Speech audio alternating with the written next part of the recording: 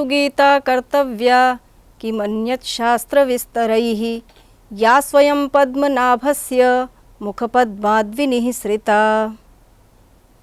सर्वेभ्यो नमो नमः।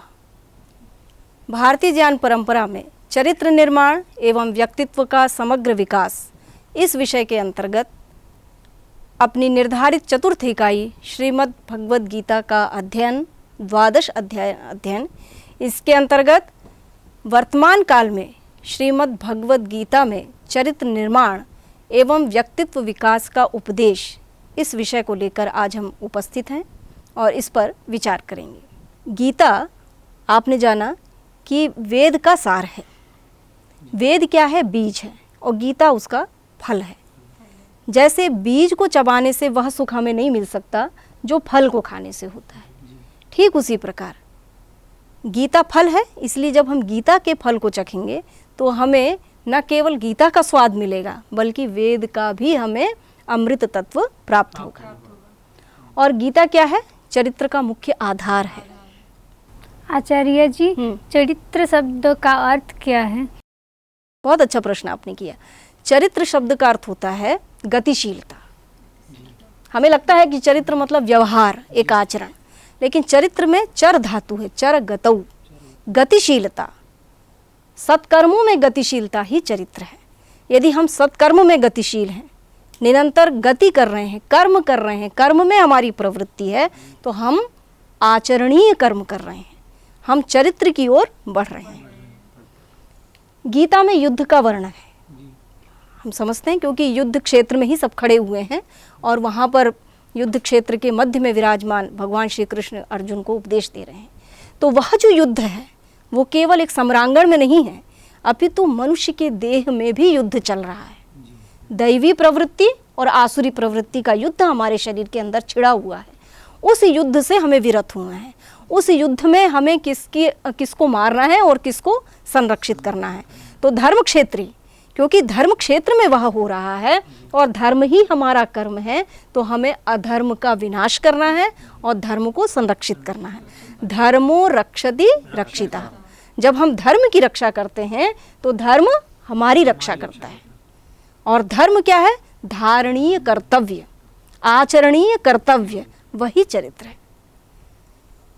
जब भगवान श्री कृष्ण से गीता में अर्जुन पूछते हैं कि कार्पण्य दोषोपहत स्वभावः पृच्छामि त्वां धर्म सम्मूढ़ चेताः यश्रेयः स्यात् निश्चितं ब्रूहि तन्मे शिष्यस्तेहं शाधि मां त्वां प्रपन्नम। अर्जुन श्री कृष्ण से कह रहे हैं कि हे भगवान, मैं कायरतादि दोष से युक्त हूँ और मैं धर्म सम्मूढ़ चेता हूँ।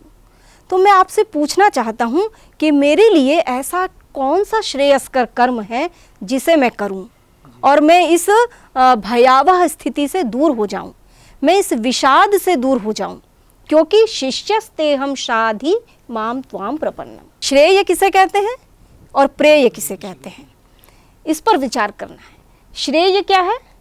सत्कर्मों में प्रवृत्ति। प्रेय अर्थात आप भौतिकता में यदि लिप्त हैं तो आप प्रेय में लिप्त हैं, और आप भौतिकता से ऊपर उठकर आध्यात्मिक प्रवृत्ति की ओर आप जा रहे हैं तो आप श्रेय में, श्रेयस्कर मार्ग में हैं। और श्रेयस्कर मार्ग किसे प्राप्त होता है? तो बहुत अच्छा भगवान श्री कृष्ण कहते हैं कि जो स्थित प्रज्ञ होता है, जिसकी प्रज्ञा स्थित हो चुकी है, जिसकी मेधा वश में है, तटस्थ है, एक अवधारणात्मक गतिशीलता में है, निश्चयात्मक गतिशीलता में है। क्योंकि मन और बुद्धि में अंतर समझिए। मन संकल्प विकल्पात्मकम मनः, मन संकल्प और विकल्प दोनों करता है। आप किसी भी कार्य को करेंगे तो करें कि ना करें, यह करें कि वह करें, यह मन की दुविधा है। वह हमें संकल्प और विकल्प के बीच में खड़ा कर देता है, लेकिन वहाँ निश्चय करने के लिए बुद्धि प्रवृत्त होती है। वह बताती है कि क्या सही है और क्या गलत है, यह करणीय है। तो वही श्रेयस्कर है, वही स्थित प्रज्ञता है। प्रजहाति यदा कामान सर्वान पार्थ मनोगतान। जब सारे कामनाओं से हम विरक्त हो जा रहे हैं, सारी इच्छाओं से हम ऊपर उठ गए हैं, क्योंकि इच्छाओं के का भोग भोगना ही कामता है। भोगा न भुक्ता वयमेव भुक्ता, तपो न तप्तम वयमेव तप्ता, तृष्णा न जीर्णा वयमेव जीर्णा। कालो न यातो वयमेव याता, कि हम भोगों को नहीं भोगते बल्कि भोग ही हमें भोगना शुरू कर देते हैं। हमें लगता है कि हम बहुत अच्छे अच्छे पकवान खा रहे हैं, लेकिन हम पकवान नहीं खाते होते, वो हमारे शरीर को खाते हैं। और हमारा शरीर यदि हम मितभुक नहीं हैं, एक सीमित मर्यादा में अन्न नहीं ग्रहण कर रहे हैं, तो वो हमारे लिए घातक होने लगता है, वो हमारे शरीर को खाने लगता है और हम अंदर से दुर्बल होने लगते हैं। हम या तो हमारा पेट बढ़ने लगता है, हम इस तरह से हो जाते हैं कि हम दूसरों के सहारे जीवन जीने लगते हैं। तपो न तप्तम वयमेव तप्ता, ऐसा भी तप किस फायदा का कि जो हमारे शरीर को ही विनष्ट कर दे, हमें तप योग्य ही ना छोड़े, है ना। तृष्णा न जीर्णा वयमेव जीर्णा, हमारी पिपासा कभी जीर्ण नहीं होती, हम जीर्ण शीर्ण होते चले जाते हैं। तो इसलिए श्रेयस्कर मार्ग को हमें अपनाना है कि हमें भोग हमें न भोगें, तृष्णा हमें न जीर्ण करे। उसके लिए क्या करना है? प्रजहाति यदा कामान सर्वान पार्थ मनोगतान। भगवान श्री कृष्ण अर्जुन से कह रहे हैं कि जब सर्वान मनोगत कामान प्रजहाति, जो हमारी कामनाएं हैं, है ना, जो हमें जीवन परिमित जीवन से जो ऊपर उठने के लिए हमें प्रेरित करती हैं, हमें विषयों की ओर जो प्रवृत्त करती हैं, ऐसी जो कामनाएं हैं, जब उन कामनाओं का हम त्याग कर देते हैं तो हम कहाँ बढ़ते हैं? स्थित प्रज्ञता की ओर। तो अर्जुन पूछते हैं कि स्थित प्रज्ञस्य का भाषा समाधिस्थस्य केशव स्थित दीहि किम प्रभाषेत। हे भगवान, आप मुझे ये बताइए कि स्थित प्रज्ञ की भाषा क्या होती है, वो समाधिस्थ कैसे होता है, या उस स्थित धी को किम प्रभाषित, वो बोलता कैसा है। क्या स्थित प्रज्ञता कोई एक अलग से ऐसा गुण होता है कि जिसको धारण करके मनुष्य कुछ अलग से दिखाई देता है, देवत्व को प्राप्त हुआ दिखाई देता है? तो भगवान श्री कृष्ण कहते हैं ऐसा नहीं है, वो कोई अलग व्यक्ति नहीं है, वो आप ही हो, वो आप ही स्थित प्रज्ञ हो सकते हो। कैसे हो सकते हो? कहा ध्यायतो विषयान पुंसः संगस्तेषुपजायते संगात संजायते कामः कामात् क्रोधो भी जायते। कि जब मनुष्य ध्यायतो विषयान पुंसः, जब मनुष्य विषयों का ध्यान करता है, विषयों में व्यस्त रहता है, वासनाओं में लिप्त रहता है, ध्यायतो विषयान पुंसः संगः तेषु उपजायते, और उन्हीं के साथ संगति करने लगता है, विषयों में ही राजसिक प्रवृत्ति से श्रद्धा करने लगता है, विषयों को ही सब कुछ मानने लगता है, अर्थात भौतिकता में पूर्णतया संलिप्त हो जाता है, ऐसा व्यक्ति स्थित प्रज्ञ नहीं कहलाता, है ना। और जो इससे ऊपर उठ जाता है, स्वाभाविक है कि जब आप दुर्गुण की बात कर रहे हैं तो उसका विपरीत सद्गुण है। जब आप बात कर रहे हैं कि वह विषयों में लिप्त है, इसका मतलब है कि विषयों से ऊपर उठ जाना ही स्थित प्रज्ञता है, तो वो मनुष्य में है। जब जो व्यक्ति विषयों में लिप्त हो रहा है, वही व्यक्ति तो विषयों से दूर होगा, विषयों से मुक्त होगा, विषयों से अपने को अपगत करेगा, तो वही स्थित प्रज्ञ है। संगः तेषु उपजायते संगात संजायते कामः, क्योंकि जब व्यक्ति विषयों के साथ संगत होता है तो उसके अंदर कामनाओं की प्रवृत्ति बढ़ने लगती है। और कामस्तेषु संगात संजायते कामः कामात् क्रोधो भी जायते। और क्या होता है, जब हम विषयों के साथ प्रवृत्त होते हैं और जो हमारा विषय पूरा नहीं होता, जो हमारी कामना पूर्ण नहीं होती, तो हमें क्रोध भी आता है। हम चाहते हैं हमारे पास मोबाइल हो, नहीं आ पा रहा है तो हमें माता पिता पर क्रोध आता नहीं, हम जिद करते हैं, हट करते हैं, ला के दो, वो नहीं पूरी कर रहे हैं तो हमें क्रोध भी आता है। और फिर क्रोधात् भवति सम्मोहः, और सम्मोहात् स्मृति विभ्रमः, स्मृति भ्रंशात् बुद्धिनाशः, बुद्धिनाशात् प्रणश्यति। जब ऐसी स्थिति आती है, क्रोध जब हमें आने लगता है तो हम सम्मोहित होने लगते हैं, हमारी इंद्रियां हमारे वश में नहीं होती, कुछ भी करने को उतारू हो जाती हैं। और फिर उससे क्या होता है, स्मृति विभ्रमा, हमारी स्मृति भ्रमात्मक हो जाती है ना, बुद्धि विपरिणमत हो जाती है, बुद्धि घूम जाती है, विनाश काले विपरीत बुद्धि, बुद्धि किम कर्तव्य विमूढ़ हो जाती है, वह उसे नहीं मार्ग दिखाई पड़ता, वह जो चाहती है फिर करने लगती है। और फिर स्मृति विभ्रम से बुद्धिनाश, और बुद्धिनाशात् प्रणश्यति, फिर व्यक्ति का विनाश होने लगता है। ऐसी स्थिति से विरक्त हो जाना ही, हे अर्जुन, स्थित प्रज्ञता है। अर्थात यदि आपको स्थित प्रज्ञ होना है तो स्थित प्रज्ञ की भाषा भी यही है कि वह कामनाओं का त्याग करे, सांसारिक कामनाओं को करते हुए भी उसमें आसक्त न हो। काम, क्रोध, लोभ, मोह, मद, मात्सर्य, ये जो हमारे अंदर असुर बैठे हुए हैं, यही आपस में युद्ध करते हैं और इन्हीं से हमारी लड़ाई है। और इन्हीं असुरों को हमें इस शरीर रूपी धर्म क्षेत्र और कुरुक्षेत्र में मारना है। उन्हीं शत्रुओं को हमें नष्ट करना है। और जब हम इन शत्रुओं को नष्ट करते हैं तो हमारी जो मेधा है, जो प्रज्ञा है, वो स्थितता की ओर बढ़ती है। हम स्थित प्रज्ञ कहलाते हैं। फिर हम जो बोलते हैं वही हमारी भाषा होती है, वही हमारा कर्म होता है, वही हमारा व्यवहार होता है। और इस स्थित प्रज्ञता के लिए द्वंद्वों को सहन करना ये बहुत आवश्यक है। सुख दुखे समय कृत्वा लाभा लाभौ जया जयो। इन सब में, इन द्वंद्वों की परिस्थिति में हमें अपने को समभाव रखना है। यह समभाव भी स्थित प्रज्ञता है। या निशा सर्वभूतानां तस्याम जागर्ति संयमी, यस्याम जागर्ति संयमी सा निशा पश्यतो मुने। कि जो रात, या निशा सर्वभूतानां, सर्वभूतानां सभी प्राणियों के लिए जो रात है, उसमें संयमी जागता है। और जिसमें संयमी जागता है वो लोगों के लिए रात हो जाया करती है। क्यों? इसको आप प्रासंगिक दृष्टि से देखिए कि आज हमारा किस तरह का व्यवहार हो गया है। बच्चे 1-1 बजे, 12 बजे, 2-2 बजे तक जग रहे हैं, मोबाइल देख रहे हैं। तो वह जो रात सोने की थी उसमें वो जागरण कर रहे हैं। और वो रात्रि किसकी है? जो मुनि है, संयमी है, वो 9 बजे सो जाते हैं और ब्राह्म मुहूर्त में उठ जाते हैं, 3-4 बजे उठ जाते हैं। और आजकल के विद्यार्थी 2 बजे तक जग रहे हैं और कब तक सो रहे हैं? 9-9 बजे तक। जिस समय सूर्य आ चुका होता है, सूर्य देवता की हमें पूजा करनी है। तो पूजा का मतलब होता है यथा योग्य व्यवहार। पूजा का मतलब यह नहीं होता कि आप जब भी उठें और सूर्य को 1 लोटा जल चढ़ा दिया, हो गई सूर्य की पूजा। सूर्य की पूजा इससे पूरी नहीं होती। सूर्य के प्रति आपका क्या व्यवहार है, कि जब वो आ रहे हैं, सूर्य देवता किसके लिए आ रहे हैं? हमारे लिए ही तो आ रहे हैं, हमें ही तो जगाने आ रहे हैं।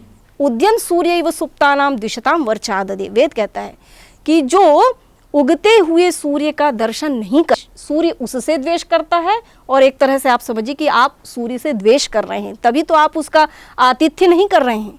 वो आया है, आपने उसका स्वागत ही नहीं किया, हमारे लिए ही तो आया था।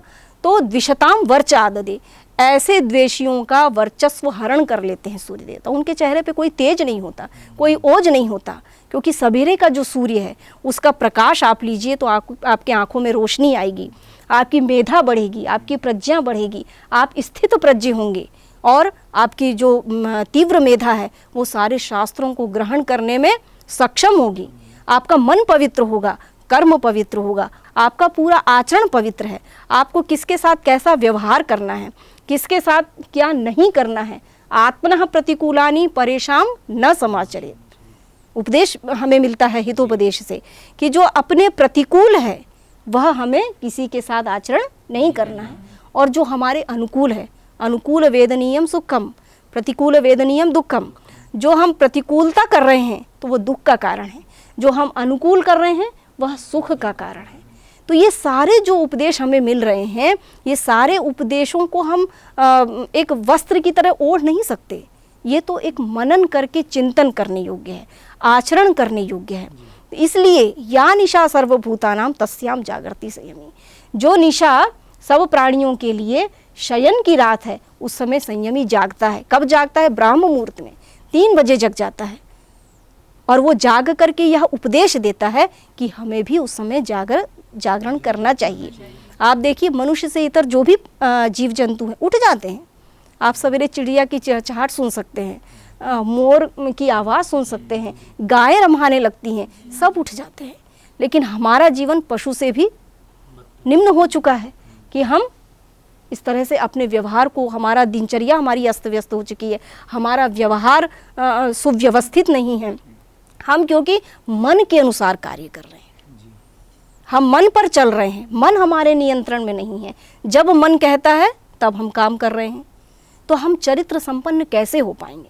और जब हम चरित्र संपन्न नहीं होंगे तो वह जो निखार हमारे व्यक्तित्व में आना चाहिए, इस पर विचार करिए कि शरीर यदि धर्म का साधन है तो आप जब मितभुक हितभुक ऋतभुक होते हैं, आपको कितना बोलना है, कितना भोजन करना है, हाँ, कितना आपको व्यवहार करना, इस सब चीज़ की एक मर्यादा है।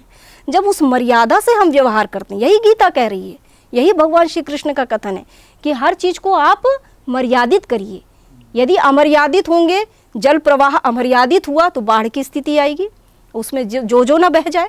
इसलिए मनुष्य को सीमित होना है, मर्यादित होना है। आपका व्यवहार, आपका आचरण, आपकी पूरी दिनचर्या कैसी होनी चाहिए? नियमित होनी चाहिए।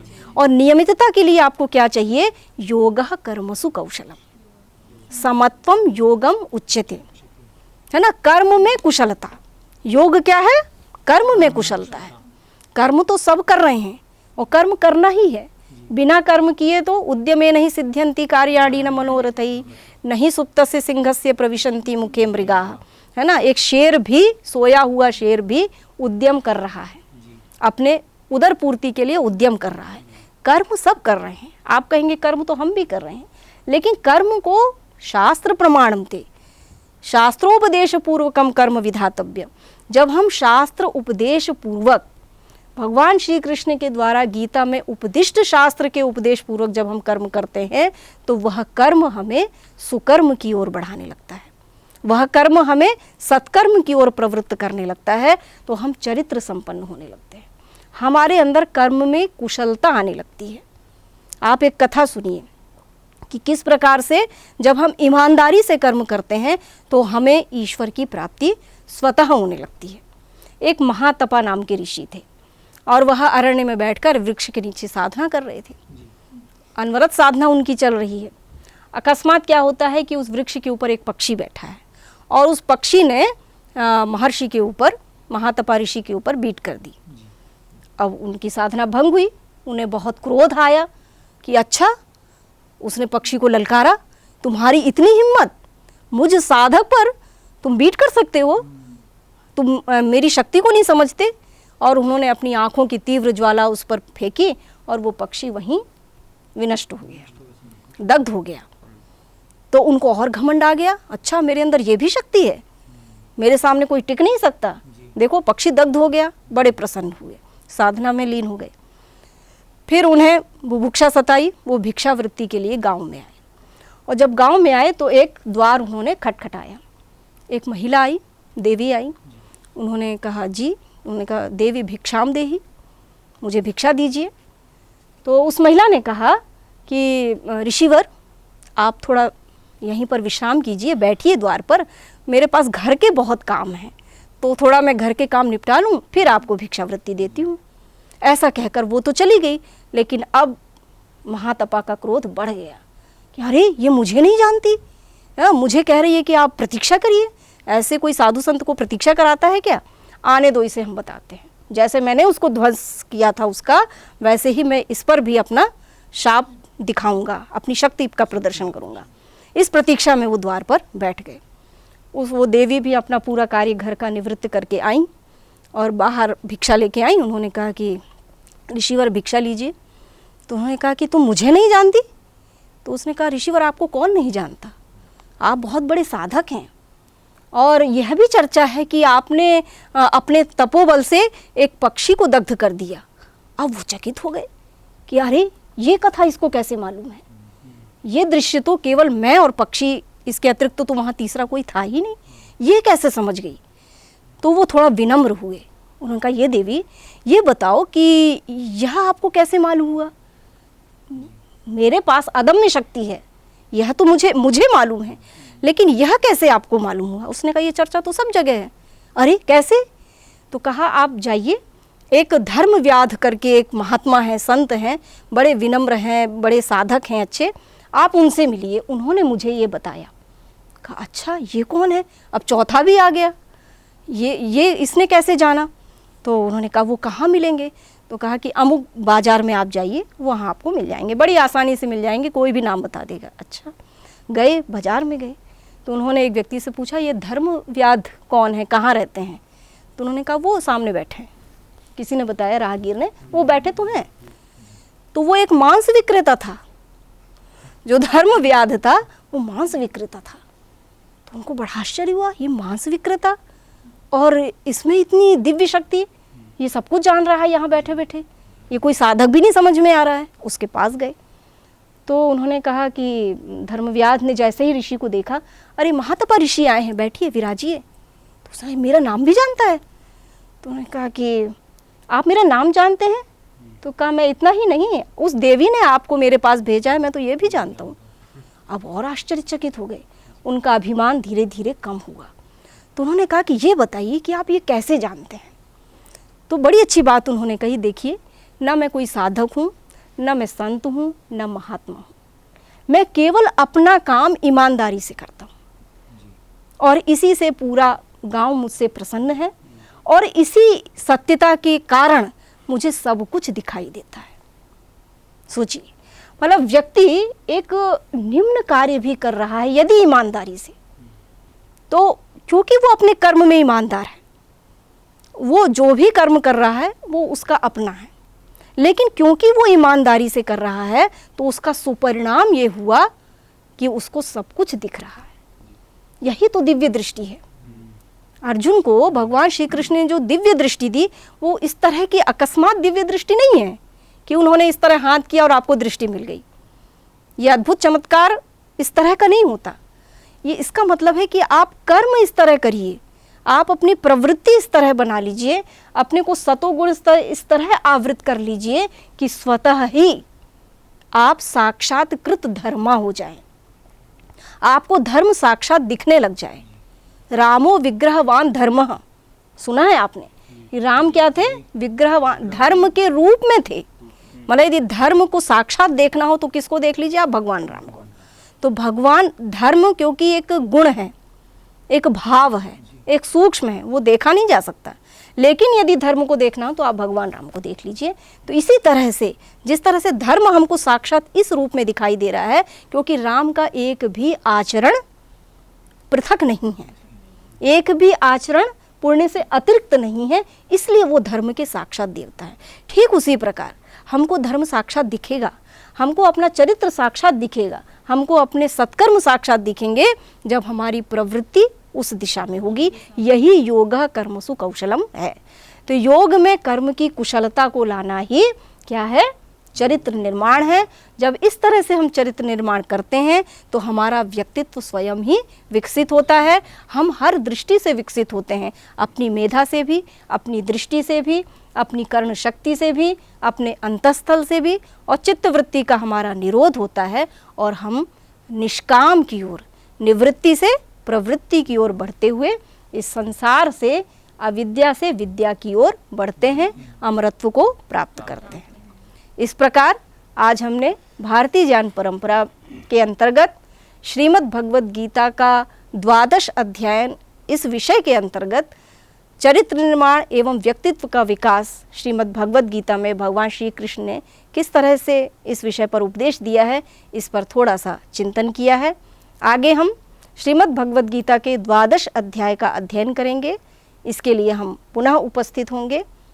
सर्वेभ्यो नमो नमः।